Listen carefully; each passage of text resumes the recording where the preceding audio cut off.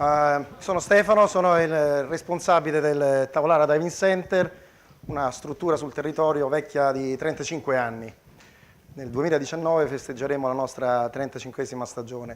Non sono qui per farvi una lezione di subacquea, perché non è l'ambito. Non sono qui a mostrarvi dei grafici, parlo con degli operatori del ricettivo e quindi colgo la palla al balzo per raccontarvi il nostro mondo e il nostro mercato, che è qualcosa di, secondo me, sconosciuto alla maggior parte degli operatori. La Sardegna in Italia è la regione che ha la massima concentrazione di centri di immersione. Nel 1997-98 eravamo arrivati alla iperbolica cifra di 100 attività operative. Abbiamo una grande quantità di riserve marine che sono il fiore all'occhiello di ogni regione votata al turismo attivo. Abbiamo un sistema quindi di operatori assolutamente non collegati e non coordinati che però debbono sopravvivere di questo lavoro e quindi qual è il risultato? È che ciascuno di noi si inventa il prodotto e si inventa la maniera per, come si dice, passare la giornata, arrivare in fondo alla giornata. Allora io sono un po' di anni che non ho smesso di andare sott'acqua, ma mi sono trasformato in un agente di viaggio di me stesso. Io vado in giro per Europa, faccio tutte le fiere di settore possibili, perché sono convinto che questo che è considerato semplicemente un servizio, cioè qualcosa fatto da qualcuno che ha deciso di comprare un po' di bombole e una barca, possa diventare un gran prodotto, perché è un qualche cosa che ci viene invidiato in tutta Europa. Nella zona dove io lavoro, che è Porto San Paolo, sono successe tante cose in ordine allo specchio di mare compreso tra Capo Ceraso e gli stagni di San Teodoro. Quando io sono venuto a lavorare in Sardegna nel 1991 era un'area libera, aperta, si facevano i campionati italiani di pesca subacquea, immaginatevi un po'. Poi nel 1997 è stato istituito il parco, l'area marina protetta, che fino al 2003 non è stata gestita da nessun ente. Sono 15 anni che Augusto Navone dirige l'area marina protetta, sulla quale afferiscono 3 comuni, come sapete, Olbia, San Teodoro e Loiri Porto San Paolo.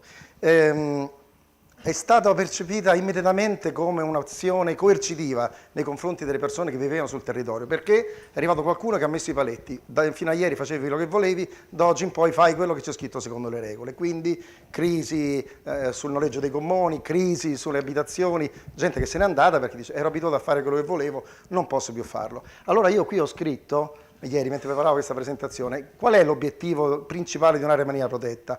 È quello di perimetrare una zona, un'area e votato alla conservazione cercare di mettere in risalto tutte quelle che sono le caratteristiche principali di questo territorio. In subordine che cosa fa? In subordine tutto sommato crea un valore aggiunto al territorio, cioè gli crea agli operatori un qualche cosa che può essere venduto e di cui si può sicuramente parlare. Senz'altro se io lavoro in un'area marina protetta ben curata e ben gestita non avrò difficoltà a raccontarla e non avrò neanche difficoltà ad accontentare quei clienti o quegli utenti che attraversano l'Europa e il mare nel nostro caso per arrivare a mettere la maschera sott'acqua. Ovviamente l'area marina protetta è il motore, ma non può essere la locomotiva. Quindi che cosa è successo? Una cosa molto strana, che mentre col passare degli anni l'area marina protetta diventava davvero un'eccellenza, nel territorio il valore dell'area marina protetta si è perso. Non interessa a nessuno, e questo è il reale, non interessa a nessuno quello che si può fare e ciò che si può sviluppare all'interno dell'area marina protetta. In realtà gli albergatori che cosa fanno? Prendono i servizi dal territorio, li girano agli utenti come opzioni e possibilità di cose da fare, come ho scritto in una diapositiva più avanti, percepiscono una commissione nella stragrande maggioranza dei casi sul lavoro che noi facciamo e la cosa finisce lì. Quando arriva un utente nella nostra area marina protetta cerca normalmente 3 cose. Il primo o il secondo appuntamento che facemmo qua, io alzai la mano e raccontai uno studio che si era fatto sul dare un valore alla cernia bruna. Joseph mi ha preso in giro per un sacco di tempo. In realtà è così perché è stato fatto uno studio interessantissimo per stabilire quanto fossero disposti a pagare i fruitori dell'area marina protetta per vedere quello che era considerato, è considerato il pesce per eccellenza, la cernia bruna. I dati sono stati sconvolgenti perché si è arrivati a determinare che una cernia bruna produce sul territorio il valore di 13 milioni di euro. In questo conteggio i 13 milioni di euro sono riferiti solamente a quello che l'utente spende per vedere la cernia. Il viaggio in totale gli costa molto di più. Quando hanno presentato la conclusione dello studio, ci dicevano che grazie ad una gestione lungimirante del territorio dell'area marina protetta, il fatto che l'area marina protetta migliora la sua qualità dovrebbe in realtà produrre un interesse maggiore da parte degli operatori, e questo è il risultato negativo alla fine. Ma c'è un altro fattore che invece mi interessa porre alla vostra attenzione. Nel 2011 è iniziata la crisi e quindi c'è stato un crollo totale delle presenze e sono aumentate le difficoltà a far venire qua le persone. Allora che cosa abbiamo fatto? Noi siamo andati a cercare di capire quanti fossero i subacquei attivi in giro per l'Europa. Questa è fonte della CMAS, che è la Confederazione Mondiale delle Attività Subacquee. Stamattina Maurizio parlava di nicchia. Il mondo della subacquea non è proprio una nicchia in Europa, sono 3 milioni e 300 mila praticanti, ma noi sappiamo che un subacqueo, a differenza forse di un ciclista, di uno che fa una vacanza per andare in bicicletta, si muove con la famiglia, a meno che non si muovano gruppi, ma si muovono con le famiglie, e quindi moltiplichiamo per 2,5 il coefficiente di occupazionalità e vediamo che noi abbiamo un potenziale mercato di oltre 8 milioni di utenti. E questo è un qualche cosa che ci fa riflettere e ci fa capire che in realtà potremmo agire su questo mercato non solo per destagionalizzare, perché il cliente subacqueo non è un cliente che spende poco. Ci sono destinazioni di viaggio che costano migliaia di euro e sono prenotate un anno prima, 2 anni prima, perché hanno chiuso la forbice, alzato il prezzo e dato molto più valore a quel poco che avevano rispetto a chi come noi abbiamo tanto e quasi lo sprechiamo. Come viene percepito il diving dagli operatori del ricettivo? Io mi sono divertito, lavoro a Porto San Paolo, quindi da Murta Maria fino a Porto Ottiolo, ho chiesto più o meno a tutti: come ci vedete, che cosa pensate? È un'attività di nicchia, già l'ho detto, quindi tutto sommato non molto interessante. Assolutamente è un'attività stagionale, perché mare e acqua fredda non si va sott'acqua, che non è vero. È poco remunerativa, perché in effetti noi diamo a loro delle commissioni, o meglio, loro percepiscono da noi delle commissioni quando ci sono i loro clienti che chiedono il servizio subacqueo, e quindi questo è completamente sbagliato come approccio. È un'attività pericolosissima. È inutile che mi dirunco, ma lo 0,00000 in Sardegna si fanno migliaia di immersioni al giorno e per fortuna va molto bene. È svolto solo dagli amanti del mare. La subacquea non è uno sport, è una cosa che si fa per passione, è l'effetto wow. Vedere uscire delle persone dall'immersione alla Secca del Papa e sentirsi dire non ho mai visto in vita mia uno spettacolo di questo genere, ci fa venire il cuore grosso così, e noi lo sappiamo. Il rammarico è che a nessuno di voi interessa vendere la Secca del Papa e riempire le vostre camere durante la stagione piena o fuori la stagione. Noi non siamo professionisti, lo abbiamo fatto per una scelta di vita. Siamo easy, siamo un po' hippie, stiamo sulla spiaggia, e non è così, sono anni e anni di lavoro. Non esiste un mercato consolidato, e non è così. Questa è una cosa molto grave, ma è realistica. Mi hanno risposto spesso: ma cosa vuoi che ci sia qua?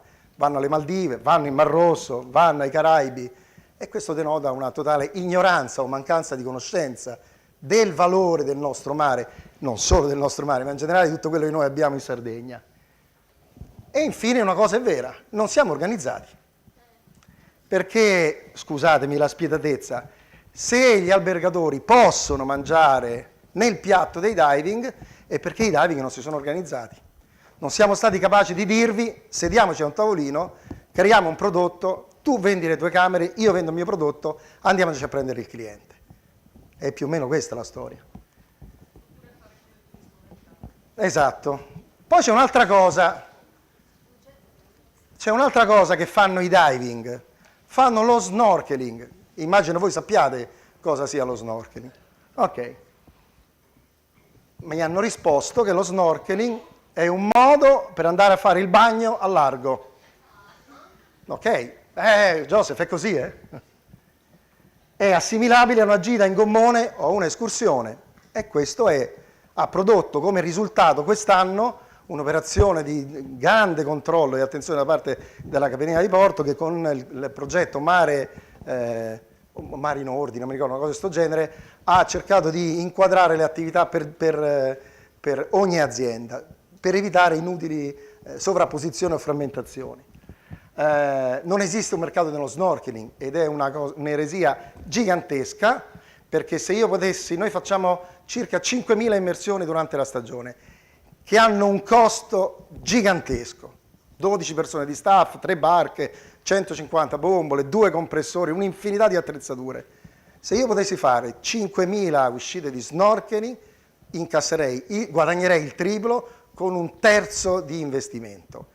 Con un altro vantaggio, che lo snorkeling lo fanno tutti, dai bambini agli adulti.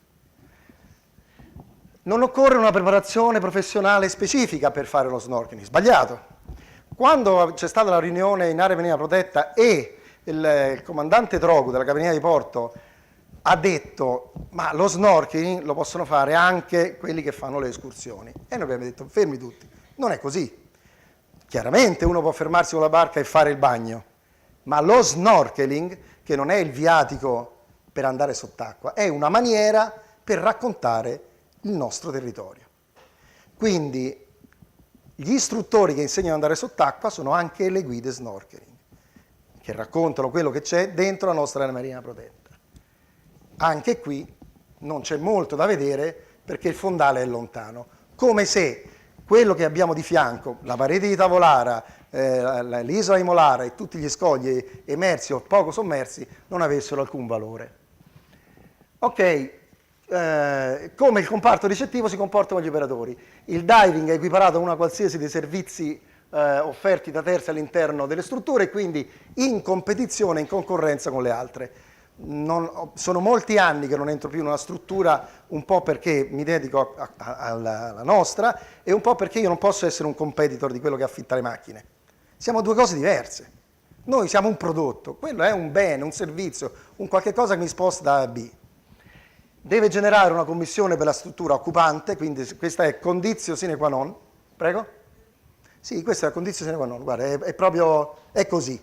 Quanto mi paghi? E infine è del tutto, c'è una totale disconoscenza di quello che vi ho detto prima, cioè di quanto vale il mercato in Europa. Anche qui per lo snorkeling è un'attività offerta da terzi e quindi commissionabile, nessuna azione per offrirlo come prodotto della struttura, e qui faccio un brevissimo cenno. Mi sono seduto al tavolino con un albergatore della mia zona. Facciamo 50.000 presenze all'interno della struttura e mi ha proposto di aprire un punto, mi ha chiesto 6.000 euro di affitto del locale e 20% di commissione. Tutto il lavoro di promozione a carico mio. Io ho detto guarda, se sei fortunato io ti darò 2.000 euro di commissione. Capovolgi il discorso. Metti 1 euro al giorno, 1 euro per presenza nei tuoi conti. Fa 50.000 euro. Facciamo metà per uno.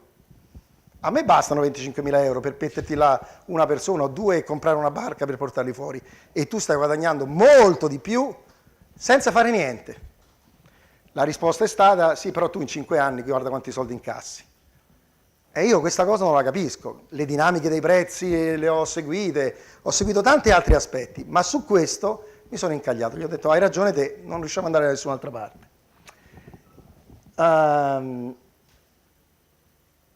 Ok, non c'è neanche nessuna azione per renderlo un prodotto della struttura.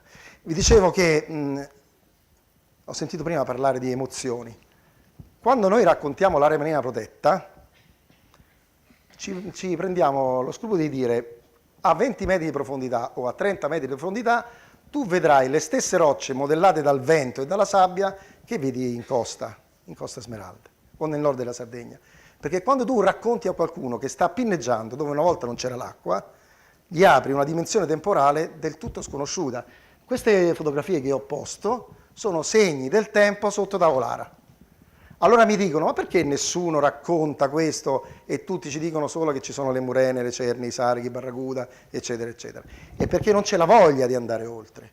Non c'è la voglia sul territorio, non c'è la voglia neanche fuori dal territorio. Scusate la barca, non ho trovato un'altra diapositiva. Vi dicevo, ci sono fiere di settore molto importanti. A Parigi non c'è nessun diving della Sardegna, a parte noi. L'anno scorso c'era un diving di Costa Paradiso. Al BUT sono 2 anni che la regione ci agevola il lavoro offrendo uno stand che però è anacronistico. È uno stand per distribuire volantini. Attorno a noi ci sono enti del turismo che vendono i viaggi. Quindi noi stiamo lì a dare la carta dei vini, la carta dei parchi, la busta con scritto Sardegna, a fare le belle statuine e attorno a noi il mercato corre veloce e rimaniamo sempre indietro. In Olanda ho fatto 3 anni la fiera e poi sono dovuto venire via perché mi chiedevano dov'è la Sardegna? Scusa, sotto la Corsica c'è la Sicilia e non è così, mi sembra. E via dicendo, poi Madrid, Barcellona, quest'anno Bruxelles, eccetera, eccetera. Allora noi abbiamo anche un problema di mancanza di comunicazione verso l'esterno su quello che sappiamo fare e su quello che possiamo fare. Allora, ho quasi finito. Un viaggio di vacanze in un territorio dove esiste l'area marina protetta di Tavolara Coda Cavallo dovrebbe essere un'esperienza emozionale indimenticabile. Joseph prima lo diceva, sicuramente vanno via dalla nostra area marina protetta avendo visto qualcosa che non esiste. È l'area marina protetta italiana, o quasi del Mediterraneo, quindi la parte nord Mediterraneo, dove c'è la maggiore biodiversità. Immaginatevi che avete 2 isole una di fronte all'altra, una di calcare e l'altra di granito. Vaglielo raccontare che il Tavolara non fa parte della Sardegna. Quando noi gli diciamo Tavolara dal punto di vista geomorfologico non è della Sardegna, non c'è, viene da un'altra parte e insomma è qualcosa di divertente. Raccontare attraverso la peculiarità del territorio. Noi vendiamo la destinazione di vacanza chiaramente parlando di agriturismo, chiaramente parlando di trekking, chiaramente parlando di escursionismo verso l'interno, perché peccheremmo di presunzione dicendo che da noi si può fare solo immersioni. E non è così. Io preferisco che vada via un gruppo che ha fatto 4 giorni di immersione e 2 giorni di escursione, perché quando torna a casa racconta nella sua globalità l'esperienza. Circoscriverla alla subacquea secondo me è un errore. Può darsi che persevererò nell'errore ancora nel futuro, ma continuo a vedere risultati positivi in questo senso. La crisi geopolitica, i flussi inattesi e le fasi di marea. Beh, anch'io faccio l'operatore sul territorio, quindi ho visto la crescita, ma siccome sono solo ad andare in giro per le fiere di settore, come diceva Joseph qualche settimana fa o qualche mese fa, ho anche visto che sta iniziando la fase discendente. Perché? Perché il Mar Rosso, perché e altre destinazioni del Nord Africa hanno ricominciato a lavorare. Noi non possiamo ovviamente competere con quelle tariffe e con quei prezzi, l'unica carta che abbiamo è aumentare il valore di quello che abbiamo a casa. E questo ovviamente penso che sia una informazione che avete ben chiara. I clienti bisogna andarli a prenderli nei mercati, abbiamo l'abitudine di aspettarli, e invece andare in queste realtà e portare il prodotto stupisce le persone. Nella stragrande maggioranza delle aree marine protette non si fanno immersioni. Ti dicono questa è area marina protetta, non puoi entrare. Quando noi diciamo no, ti immergi in un'area marina protetta, ma a differenza per esempio delle isole Medas, e non me ne voglia Joseph, noi quando scrivemmo insieme di concertazione con l'area marina protetta e con la Capitaneria di Porto il regolamento, scrivemmo che non dovevano andare in acqua più di 12 subacquei alla volta, un numero esiguo. Questo ci consente di vendere sempre le immersioni come se fossero esclusive. 12 persone in acqua, 3 guide, 4 subacquei per ogni guida è il top. Il problema è che il prezzo del prodotto venduto non corrisponde al valore o al costo del servizio che diamo. Quindi l'obiettivo dovrebbe essere tenere il numero delle persone che possono andare in acqua basso e portare il più in alto possibile il costo o il prezzo di questo servizio. Bisognerebbe creare, e spero che con questo progetto si creino delle condizioni che rendono realizzabile uno sviluppo del settore per voi, perché noi stiamo facendo il massimo, noi più di un certo limite non riusciamo ad andare da soli evidentemente, sfruttare quello che per noi ha un potenziale enorme.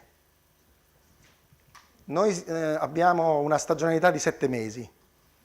Il primo giorno di questo ciclo di conferenze io alzai la mano e dissi: io ho il problema inverso, ho la gente e non so dove metterla a dormire, non so dove farla mangiare, non so cosa fargli fare. In questo momento io ho 25 subacquei francesi nel diving e altri 15 accompagnatori e devono dormire a San Teodoro, perché da Porto San Paolo le strutture ricettive che ci sono non offrono il servizio per intero. E in ultimo mi piacerebbe, ovviamente questa è un'ambizione legata al mio lavoro, quindi all'attività subacquea e al valore dell'area marina protetta, mi piacerebbe che in coda a questo grande lavoro di sviluppo ci fosse anche la possibilità di creare un marchio di qualità del prodotto Sardegna Diving, che non vale ovviamente solo per l'area marina protetta di Tavolara, vale Capotesta, il Parco Nazionale dell'Asinara, la Maddalena, il Sinis, Mal di Ventre, Carloforte, insomma è pieno di posti di eccellenza. Se lavorassimo in questa direzione probabilmente saremmo tutti più soddisfatti e avremo uno strumento in più per combattere quello che nei prossimi anni sarà sicuramente una decrescita dei flussi che ci sono arrivati addosso gratuitamente e in conseguenza delle crisi geopolitiche che c'è stata nel Mediterraneo. Ho finito, grazie. Tourism Call to Action, 7 incontri formativi per la crescita turistica della destinazione Sardegna. Iscriviti su www.aeroportodiolbia.it.